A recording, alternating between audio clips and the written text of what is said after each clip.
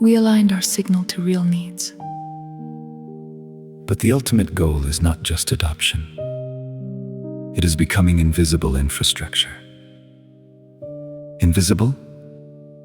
I want my product to be loved, to stand out. You are telling me to disappear? The highest success is not being a tool people choose. It is becoming the environment people operate within without a second thought. So when does a product cross that line? From a helpful option to the default way society functions? That is the institutional layer. A payment app normalizes the expectation that transactions should be instant and frictionless. A search engine outsources memory itself. I have not remembered a fact in years. I just reach for my phone. That is slightly terrifying, but I see your point. Institutions do not appear by magic. They follow a predictable sequence. First, your signal introduces a new behavioral possibility, like tapping a button instead of waving down a cab. That was just a signal. What turns it into a norm? Second, early users test it. They generate variation. Some adopt fully, some adapt selectively, some reject entirely. Third, successful responses get reinforced through social validation or efficiency gains. So the pattern that spreads is not necessarily the one I intended. It is the one that proves most adaptive in the current environment. Precisely. Fourth, the pattern stabilizes through repetition and becomes routine. Fifth, that routine acquires normative force. Users expect it, defend it, feel loss when it is removed. Like when workplace messaging replaced email. At first it was an option. Now, CCing everyone feels archaic and irritating. Slack did not win by being better at email. It won by making a different pattern of coordination feel more natural. It competed against the institutional pattern of scheduled meetings. So I am not just fighting rival products. I'm fighting the entire legacy routine that structures my user's day.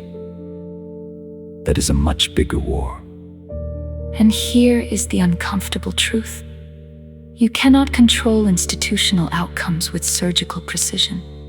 Changing a signal can inadvertently create an opposing pattern. Give me a classic failure. I need to feel this. Remember the new cola formula disaster? The signal was a better taste test. The intended pattern was consumers preferring the improvement. But the actual spectrum included identity threat, stockpiling the original, and organized boycotts. The pattern that stuck was not the one management intended. It was the one that resonated with cultural memory and identity. They ignored the symbolic weight of the signal. You can design signals. You cannot design interpretations. The gap between them is where unintended institutions are born. So how do modern teams avoid that trap? We cannot just guess and hope. We measure the spectrum, not just the target. Instead of asking if a feature increased conversion, we ask if it shifted the distribution of behavioral clusters in the population. We use clustering algorithms not to personalize content, but to diagnose institutional formation, to see which new patterns are emerging and which old ones are fading. Exactly. This is institutional cartography. We model whether a new feature will displace an existing pattern, coexist with it, or trigger a third unexpected pattern entirely.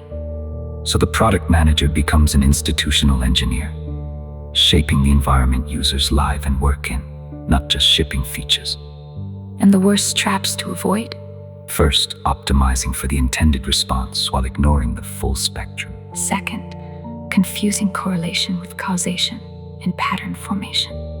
Like assuming people who use a social network and also date must want to combine those two activities.